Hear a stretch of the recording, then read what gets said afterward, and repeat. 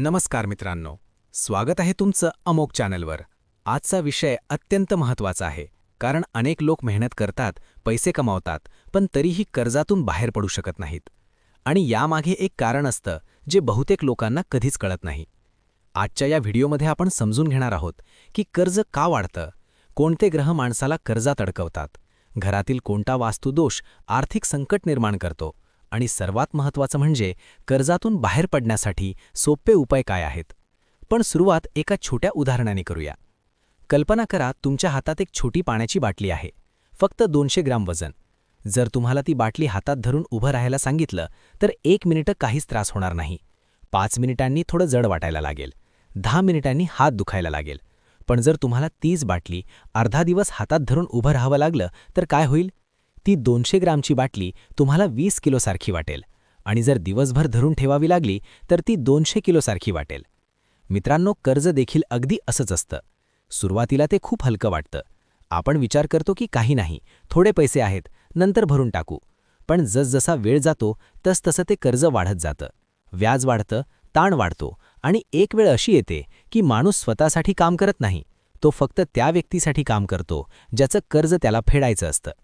आजच्या काळात एक धक्कादायक वास्तव आहे की 10 पैकी 7 लोक कर्जाच्या समस्येत अडकलेले आहेत।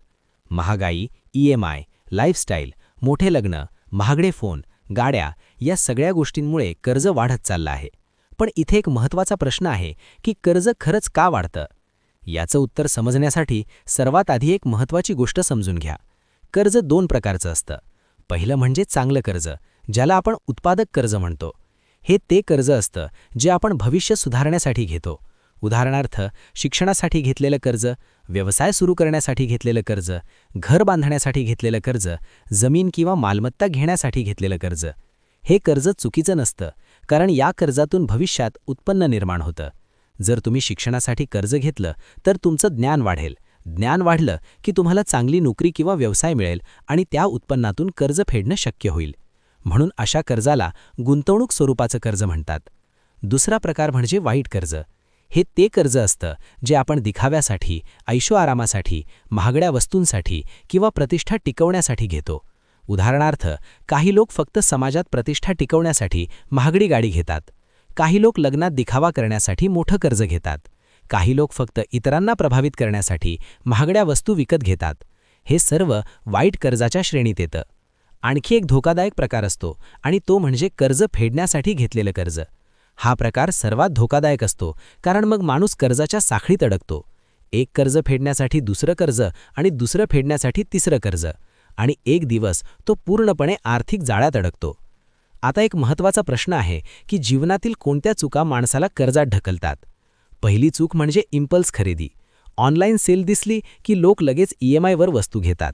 त्या क्षणी आनंद मिळतो, पण EMI वर्षानुवर्षे चालते। दुसरी चूक म्हणजे बजेट नसणे। बहुतेक लोकांना महिन्याचा खर्च किती आहे हेच माहिती नसतं, पैसे कुठे जातात याचा हिशोबच नसतो। तिसरी चूक म्हणजे प्रतिष्ठेच्या मागे धावणे। लोक काय म्हणतील हा विचार अनेक लोकांना कर्जात ढकलतो। चौथी चूक म्हणजे भविष्याचा विचार न करणे, आजचा खर्च उद्याच्या कमाईवर टाकणे। पाचवी चूक म्हणजे समस्या लपवणे, कर्जाची समस्या कुटुंबापासून लपवणे। या 5 चुका जवळपास 90% लोकांच्या आयुष्यात कर्जाचं बीज रोवतात। आता ज्योतिषाच्या दृष्टीने कारण समजून घेऊ। कुंडलीत एक ग्रह आहे जो आर्थिक निर्णयांवर मोठा प्रभाव टाकतो, आणि तो ग्रह म्हणजे बुध। बुध हा ग्रह बुद्धी, विश्लेषण आणि निर्णय क्षमता नियंत्रित करतो। जर कुंडलीत बुध कमजोर असेल तर माणूस योग्य आर्थिक निर्णय घेऊ शकत नाही। तो चुकीच्या लोकांवर विश्वास ठेवतो, विचार न करता कर्ज घेतो, आणि चुकीच्या गुंतवणुका करतो। याशिवाय 2 ग्रह कर्ज वाढवू शकतात। पहिला म्हणजे शनी। जर शनी कुंडलीत 8व्या किंवा 12व्या घरात असेल तर आर्थिक संकट दीर्घकाळ टिकू शकतं। दुसरा ग्रह म्हणजे राहू। राहू अचानक खर्च निर्माण करतो, जसे कोर्ट केस, अपघात किंवा अनपेक्षित नुकसान। आता घरातील वास्तूबद्दल बोलू। वास्तुशास्त्रानुसार घरातील काही दिशा आर्थिक स्थितीवर प्रभाव टाकतात। त्यात सर्वात महत्त्वाची दिशा म्हणजे उत्तर दिशा। ही दिशा कुबेराची दिशा मानली जाते। जर घरातील उत्तर दिशा खराब असेल तर आर्थिक अडचणी वाढू शकतात। उदाहरणार्थ, उत्तर दिशेत स्वयंपाकघर असणे, लाल रंगाचा जास्त वापर, कचरा किंवा जड वस्तू ठेवणे। पश्चिम दिशा उत्पन्नाशी संबंधित असते। जर पश्चिम दिशा खराब असेल तर उत्पन्न वाढत नाही, आणि उत्पन्न वाढत नसेल तर खर्च भागवण्यासाठी कर्ज घ्यावं लागतं. दक्षिण दिशा बचतीशी संबंधित आहे. जर दक्षिण दिशेत दोष असेल तर बचत होत नाही आणि कर्ज वाढत लागतं. आणखी एक मोठा दोष म्हणजे घरातील कबाड. अनेक लोक घरात जुने आणि निरुपयोगी सामान साठवून ठेवतात, जसे जुने टाईल्स, तुटलेले फर्निचर, जुने इलेक्ट्रिक सामान किंवा पेंटचे डबे. आपण विचार करतो की कधी ना कधी उपयोगी पडेल, पण वास्तुशास्त्रानुसार हे कबाड घरातील सकारात्मक ऊर्जा अडवते आणि आर्थिक प्रगती थांबवते. म्हणून दर 6 महिन्यांनी घर स्वच्छ करा आणि निरुपयोगी वस्तू दूर करा. आता कर्जातून मुक्त होण्यासाठी काही सोपे उपाय पाहू. जर कर्ज घ्यायचं असेल तर सर्वोत्तम दिवस बुधवार मानला जातो. बुधवारी घेतलेलं कर्ज लवकर फेडलं जातं असं मानलं जातं. कर्ज फेडण्यासाठी सर्वोत्तम दिवस मंगळवार मानला जातो. मंगळवारी पैसे दिल्यास कर्ज हळूहळू कमी होतं असं मानलं जातं. बुध ग्रह मजबूत करण्यासाठी दररोज सकाळी हिरवी मूग डाळ पक्ष्यांना खायला द्या. हा उपाय बुध मजबूत करण्यासाठी सोपा आणि प्रभावी मानला जातो. याशिवाय दररोज गजेंद्र मोक्ष स्तोत्राचा पाठ केल्याने मन स्थिर होतं आणि आर्थिक अडचणी हळूहळू कमी होऊ शकतात. कर्ज फेडताना थोडे पैसे दान केल्याने मानसिक भार कमी होतो. मित्रांनो, कर्ज ही फक्त आर्थिक समस्या नाही, तर ते एक मानसिक ओझं आहे.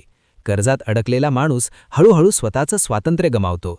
म्हणून कर्ज घेण्यापूर्वी 3दा विचार करा आणि जर कर्जात अडकलात तर योग्य उपाय करा. शिस्त, योग्य निर्णय आणि सकारात्मक ऊर्जा हे 3 घटक तुम्हाला कर्जमुक्त जीवनाकडे नेऊ शकतात. आजचा व्हिडिओ इथेच संपवतो. जर ही माहिती उपयुक्त वाटली तर व्हिडिओला लाईक करा, कमेंटमध्ये लिहा मी कर्जमुक्त जीवन जगणार आणि अमोक चॅनलला नक्की सबस्क्राईब करा. पुढच्या दिवशी पुन्हा भेटूया अमोक चॅनलवर सकाळी 6 वाजता.